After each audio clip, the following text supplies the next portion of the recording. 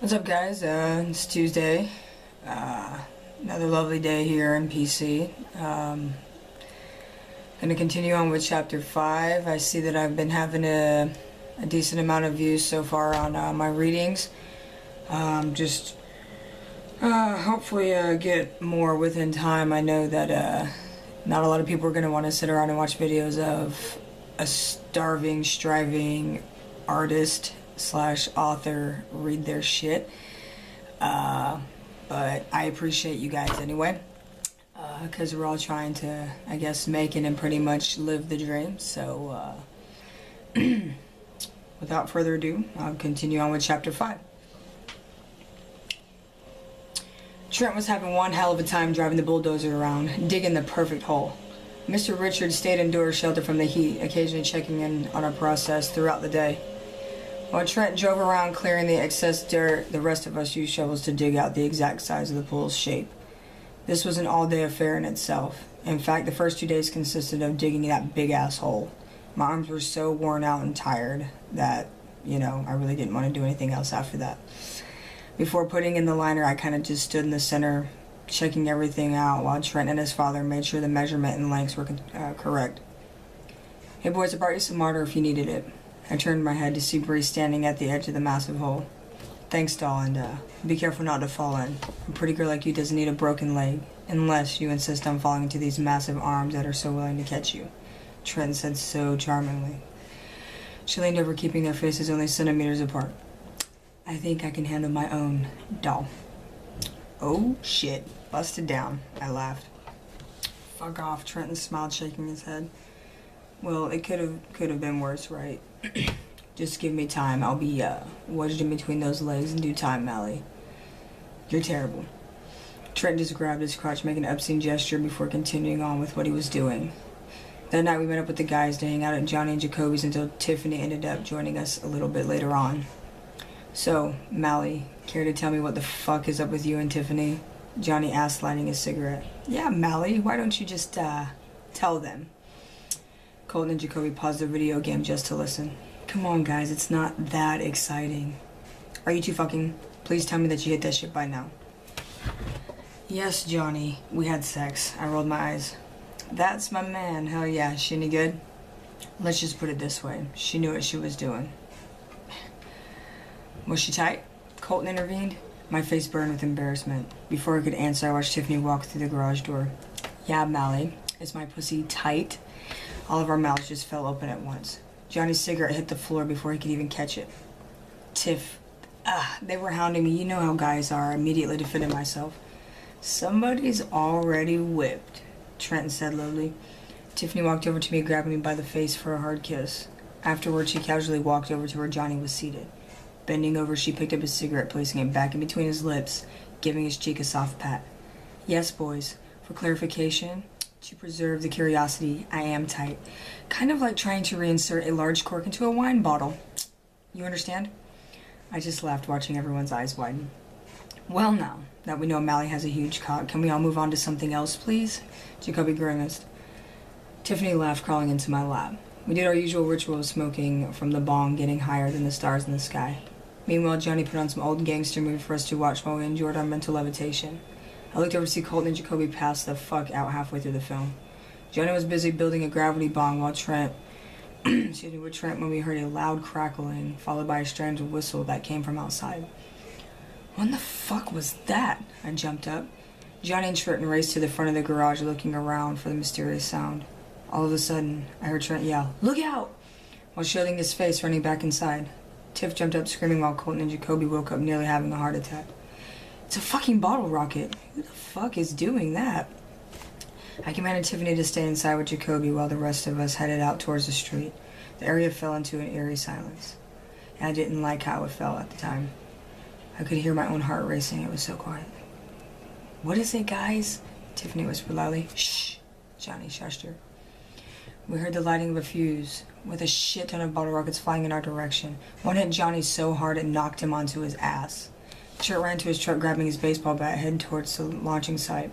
I followed suit while Colton checked on Johnny. "Come out, you fucker, whoever you are," Trent yelled. I stayed close behind, trying to trail the scent of smoke. Before I could snatch at the bastard who was causing trouble, Johnny sicked Sandy on him. Out of my peripheral, I saw Sandy tearing asphalt, flying into the bushes. We heard a bunch of crying and yelling from pain as Sandy snapped her chops and snarled. Johnny ran up to see who his furry companion had attacked. "Sandy, sit pretty," Johnny commanded. Trent and I pulled up two recognizable fucks who hung out with Charlie, Dean Morago and Raymond Fitzgerald. "Seriously? Is Charlie asking for a death sentence?" Johnny walked up to the terrorist assholes, gripping a switchblade in his fist. He flicked out the blade, pointing it to their faces. They were both bloody and bitten up from the dog, but remained unapologetic. I looked across the street to see Tiff and Jacoby standing in the driveway with their arms folded, curiosity and worry marked upon their faces. "Listen here, you stupid fucks," he told Johnny, and I'm gonna have to fucking restart all this because I totally just fucked that up. Or maybe not, I'll just fix it. "Listen here, you stupid fucks. You told Charlie that if he wants to play dirty, we will gladly accept. If it's trouble he wants, then he came to the right place. But don't you ever threaten my home or my family again. Do you understand me? I can do us all a solid right now and slit both of your throats, but I won't. Instead, I'm gonna let you relay the message to your pussy-ass team leader, Charlie. Then get the fuck off my property before the breath you breathe before me becomes your last." Johnny gave them both a nice slap across the face before Trenton and I shoved them so hard they fell over trying to catch their balance. We stood by watching them get into their car, peeling off. Getting back into the lighting of the garage, I saw a nice gash across Johnny's eyebrow and cheek. Tiff quickly asked for some thread and a needle. "What the fuck do you think this is, Hobby Lobby?" "Johnny, shut the fuck up and sit down. You're bleeding rather badly. Hold this to your wound while we look for something to close those cuts with," Tiffany scorned. She motioned for Johnny to sit down tightly while Jacoby ran around trying to figure out what he could use to help his brother. While she took off her tank top, she held it to Johnny's face to stop the blood. "Will this work?" Jacoby held up a spool in of navy blue thread. "Yes, perfect. See if there's a needle lying nearby." Jacoby found one in the track of a toolbox, holding it up for her to see. She took it into her possession, holding a foot of string in her mouth, trying to get the bleeding to stop. Johnny looked up at her confused. "Where did you learn how to stitch?" "You didn't pick up on things when your father, loved to endure rage in bar fights. Do you have any nearby alcohol?" Johnny motioned for Jacoby to grab the bottle of whiskey from the saw table. "You might want to bite down on something. This isn't going to feel too good." Tiffany opened the bottle and poured it onto his face. He immediately reacted to the burning sensation. "Oh my fucking God!" "Oh, pipe down. You need to hold still and let me do this before I poke your damn eye out with this needle." Tiffany lined the string in whiskey to sanitize it before gently running it through his skin and pulling the wound closed. He had about 15 stitches in his face after taking that hit from the bottle rocket. I knew it was game on after tonight. Johnny doesn't take too kindly to those who disrespect ones closest to him, nor people who fuck with him and putting him in harm's way. Charlie overstepped his boundaries, and I feared the worst for him. I know how angry Johnny can get. I've seen him whoop multiple guys' asses all on his own. He's not somebody I'd want to ever corner me alone in a dark alley, to say the least. He sat hunched over in pain. I took off my shirt, handing it to Tiffany since hers was covered in Johnny's blood. Meanwhile, Trent was busy pacing back and forth around the garage like a caged lion. "I think we should call it a night. It's been quite eventful, and we all work tomorrow, Trent." He put his hand on his hip, waving his finger while he spoke. "I'm telling you this now. I don't want to lose my job or go to jail. But having said that, I will do anything for you guys, and I won't miss any sleep at night if we happen to beat the fuck out of those guys and they all end up missing. That's all I'm going to say." He snatched his keys up, leaving everyone to stand there in their own thoughts. Once Trent was pissed off, that was it. There was no room for apologies. He was past the point of giving a fuck, and I was right there with him. I just didn't want to see anything happen to my brothers. I could give a shit less on what happened to me. As long as they were safe and sound, my soul would always rest easily. The following day, we finally started working on the lining of the pool. I was up to my eyeballs in cement as it decorated my body. Smoothing the bottom, finishing my section, I realized I hadn't heard Trent's mouth in quite some time. I climbed out of the hole and searched for him. His gloves were lying on the patio table, causing more wonder to emerge. Peeling mine off, I cautiously wiped the sweat from my forehead using my forearm. "Trent," I hollered. Making my way inside the house, looking around, no noise occurred. Even Mr. and Mrs. DuPaul were nowhere to be found. I crept up the steps like some damn burglar to where the bedrooms were located. I stood before the door that read Bree in bright red and pink letters, hearing a bed rocking into the drywall. Dropping my head, I began to laugh silently to myself. Turning to walk back down the hallway, I smiled, having the pleasure of hearing Bree moan rather loudly. "Get you some, brother," I said to myself. Helping the rest of the guys continue to smooth the pavement, Trenton walked out adjusting his belt. I just gave him my very best smile when he laughed at me, giving me a "what can I say" shrug. Jumping down next to me, he shoulder bumped me. "I told you." "What did you do to change your mind?" "Please. She wanted me in her from the moment we met." "Cocky ass bastard," I chuckled. "For real though. I'm being serious. I mean, she got me when I went inside looking for some water. She started flirting with me while we, getting me a glass and playing with the isosexual, and then began filling on my arm muscles. She has to see my abs, so of course I lifted my shirt slightly, giving her, just a small tease.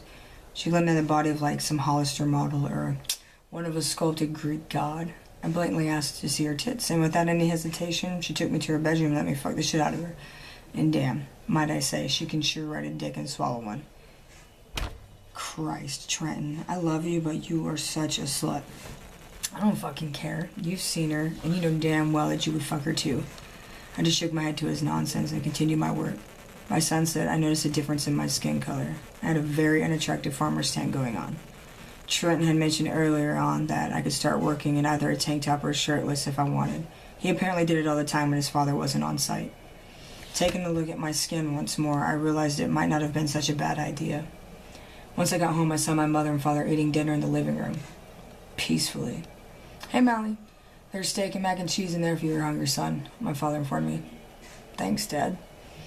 I made my way into the kitchen, dying to indulge in the unexpected home-cooked meal. Making myself a plate, my father continued our conversation. "How's work been? You like your new job?"